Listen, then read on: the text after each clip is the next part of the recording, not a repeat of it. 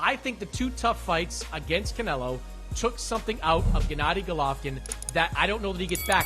He now goes from being a heavy favorite against virtually anyone he gets in the ring with to being, at best, an underdog.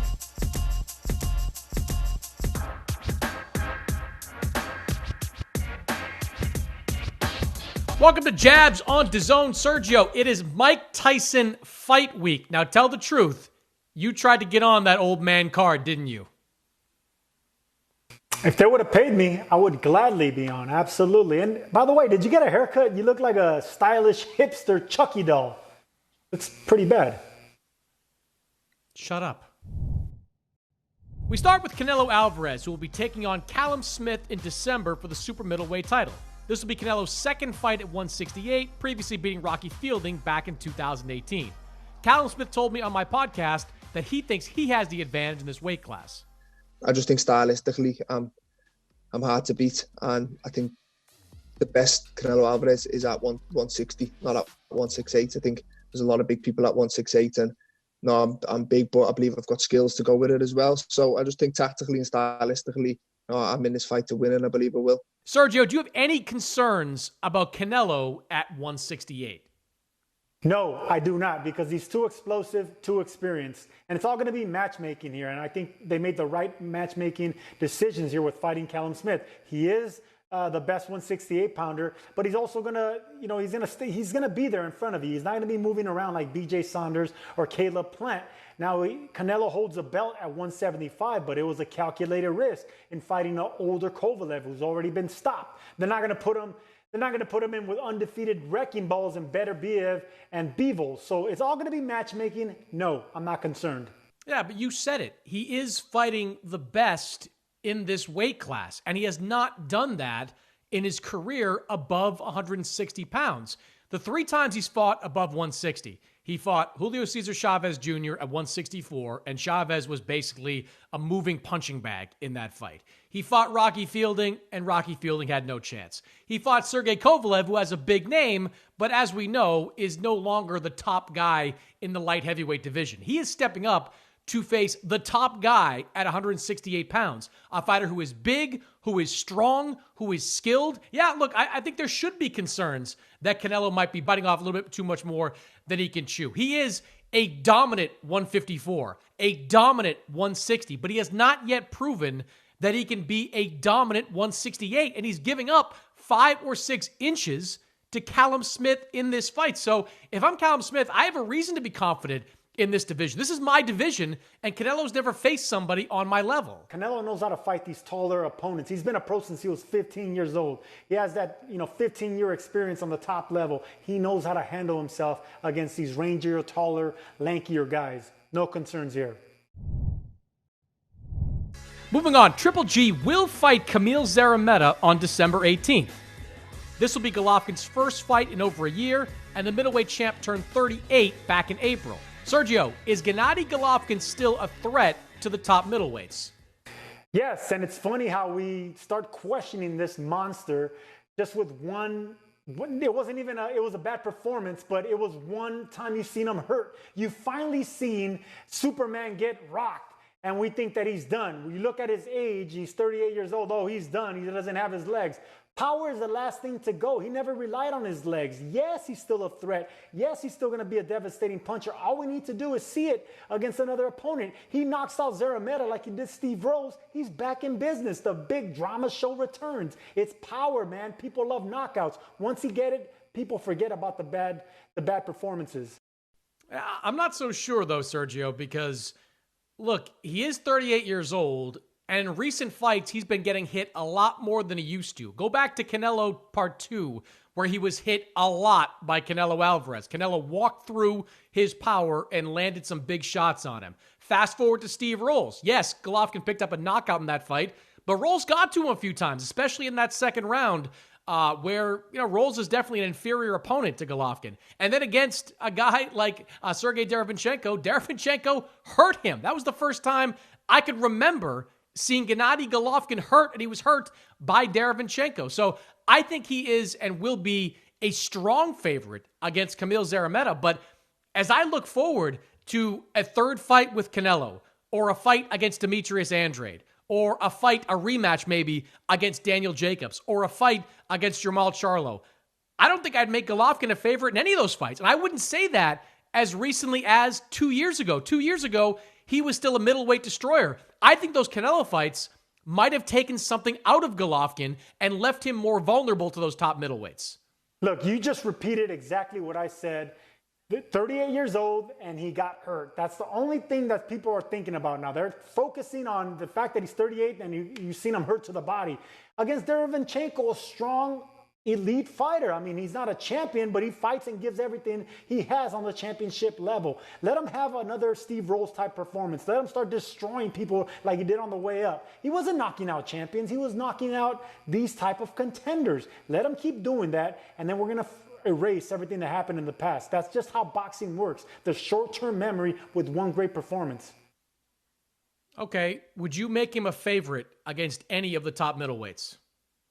No, because I'm not a bookmaker, but he will be a threat.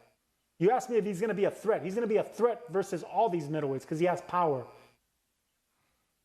Well, I mean, the point, though, is he now goes from being a heavy favorite against virtually anyone he gets in the ring with to being, at best, an underdog against all the guys that I mentioned. That's my whole point. Look, we've seen, Sergio, tough fights take something out of fighters. I think that tough fight against Golovkin took something out of Derevyanchenko in his fight against Jermall Charlo.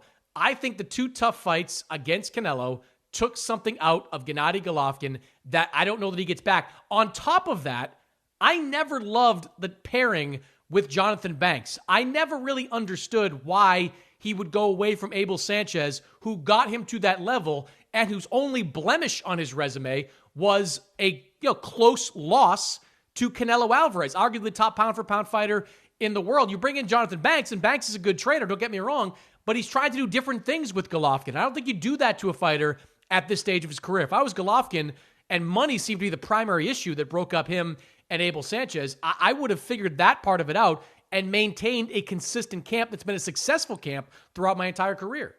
Hey, listen, 10% of $100 million is a lot of money to be giving away at this stage of your career, if you're Golovkin. It was strictly a business choice. It was disloyalty, and I don't agree with it, but that was near here nor there. It was a business decision.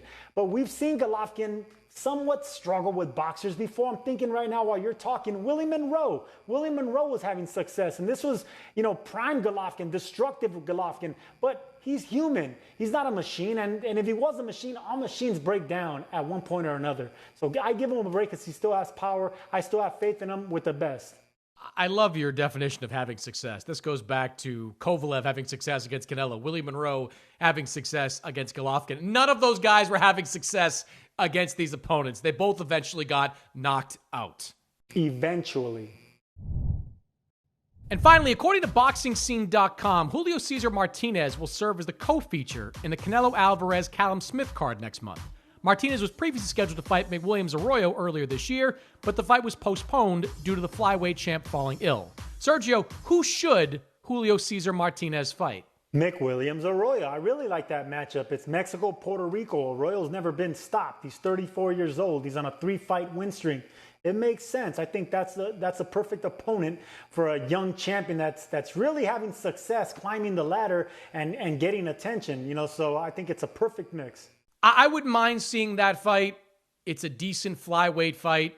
But eventually, Julio Cesar Martinez is going to have to move up in weight class to get some of the bigger fights, the money fights. So after fighting just a couple of months ago, why not test the waters in a fight like this? And I've got a perfect opponent. How about Charlie Edwards in a rematch? You remember Charlie Edwards was supposed to, or did fight Julio Cesar Martinez for the flyweight title. There was a controversial ending to that fight where Martinez had the belt stripped after hitting Charlie Edwards illegally. Charlie Edwards moved up in weight. How about we see Charlie Edwards against Julio Cesar Martinez 2, this time at 115 pounds? Give me that fight there because, Julio Cesar Martinez is an incredibly exciting fighter.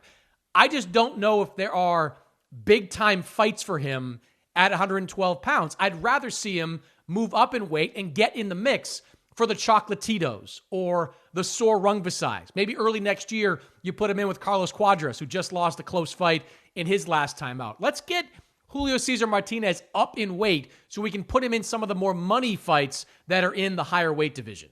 Hey, listen, that'll be a dangerous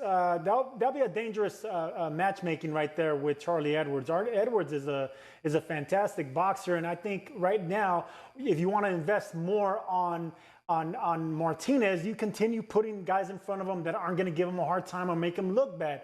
That's a dangerous one there. Arroyo can't make Martinez look bad as well, but he's 34 years old, and I think there's more wear and tear on that body. So both of them are good names. I would stay away from Edwards. Yeah, but if you're investing in Martinez, what are you investing him in for? Like, what is the massive super fight at 112 pounds? There are some good fights to be made in that weight class, but the big fights, the ones that can headline, Dazn or whatever level cards, are in the 115-pound division, where all the guys I mentioned are up there. I mean, I'm all for investing in Julio Cesar Martinez. He is a fun fighter. The fights we've called for him have been great, but I want to see him in some significant fights, and the significant fights are in the super flyweight division, not the flyweight division.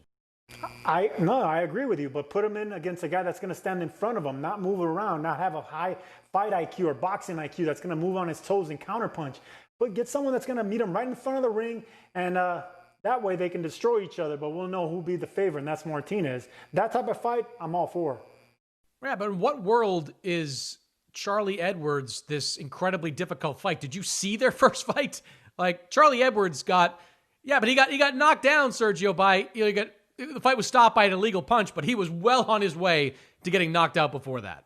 I don't know about knocked out, but he was on his way to winning. Martinez was, but I thought, look, you're going to see something. I see something different. I think Charlie Edwards was having some success, and they fight the second time around. He's going to know him a lot better. It'll be dangerous. Yes, I see the right thing, and you see something crazy out there.